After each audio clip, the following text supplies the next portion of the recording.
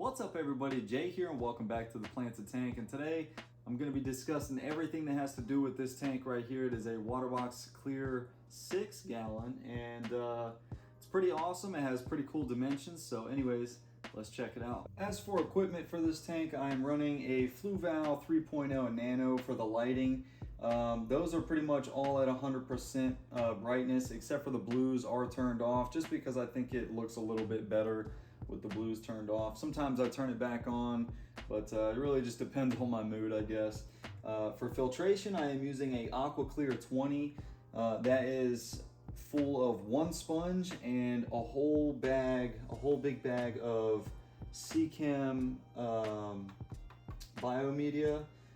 I forget what the biomedia is called. It's been a long time, but for the heater, I'm using a Fluval M Series 50 watt heater. Does really well heating this tank. For the CO2 system, I am using a Fluval CO2 diffuser.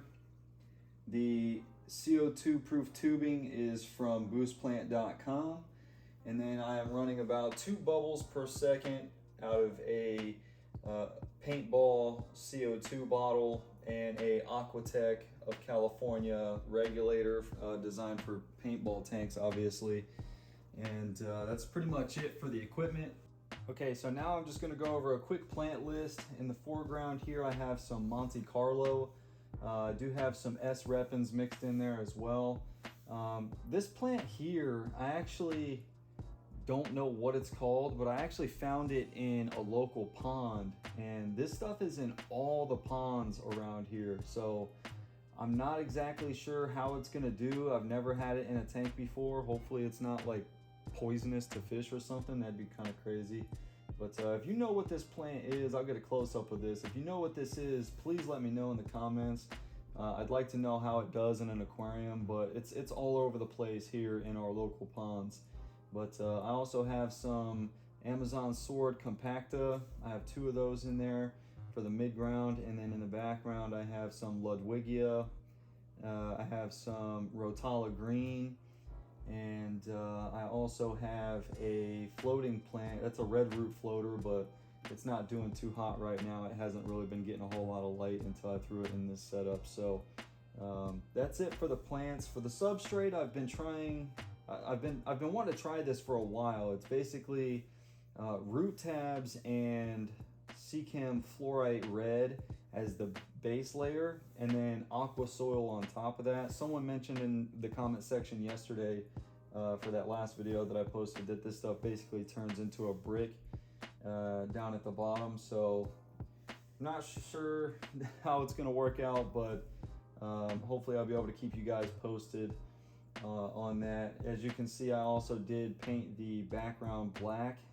For some reason, I just always find myself going back to a painted black background, and it looks really nice. It makes all the greens of the plants and stuff pop.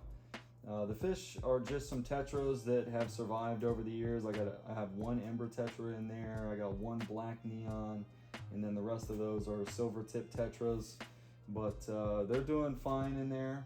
Someone said that this tank was a little too small for them yesterday, which I would agree with, but I don't really have any other space right now for a huge tank. I will be making some space here soon, hopefully for a 40-gallon breeder, so stay tuned for that. I'm expecting that to be, somewhere around January to March of next year, so definitely not going to be anytime soon, but it's a couple months away. But yeah, this tank is running the light for about 8 hours a day. Like I said, the CO2 is 2 bubbles a second, and I'm really excited to see how it goes. Ooh, I missed a plant. I also have some Taxiphyllum spiky moss in there. That is like the ADA brand. I got that as a tissue culture maybe 3 or 4 years ago, and it's still going strong. Same thing with the Rotala Green. I got that as a tissue culture years ago, and Rotala Green is probably one of my favorite stem plants just because it's just so simple, green, you know, it's very basic, but it works in a lot of setups. So, and it's extremely easy to grow. You don't need CO2 or anything for pretty much any of these plants in this tank, but it's doing really well so far. It's only been about a week or so. I am editing these videos and filming them on my iPhone. I just bought this new MacBook Air. It's the M1 MacBook Air, so I've been really digging that. I'm usually just sticking to my regular Windows PC stuff for gaming and all that, but I will be spending this whole winter in Florida for work. So I'll be coming home once a month for about a week at a time until next spring. And then I can really get on the ball with posting videos and stuff, because I actually have more time now. I have another new job, by the way. So yeah, got to do what you got to do to make stuff work. I definitely don't want to give up on the YouTube thing or this hobby. I'll always be into this hobby. I've always been into it. You know, it's a fun hobby, and you can always test your skills. I wouldn't consider this an aquascape. This is just a regular, like, planted tank. But when it fills in, I still think it's going to look really nice. And so yeah, definitely going to be posting a lot more next year. And we'll see. I'm going to see if there's any cool fish shops or like aquascaping shops down in Florida while I'm down there. That way I can get some kind of footage for you guys. That'd be kind of cool.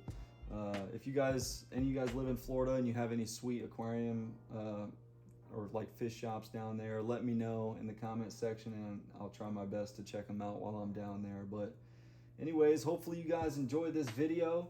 And as always, hit the like button, subscribe if you're new, and keep it planted.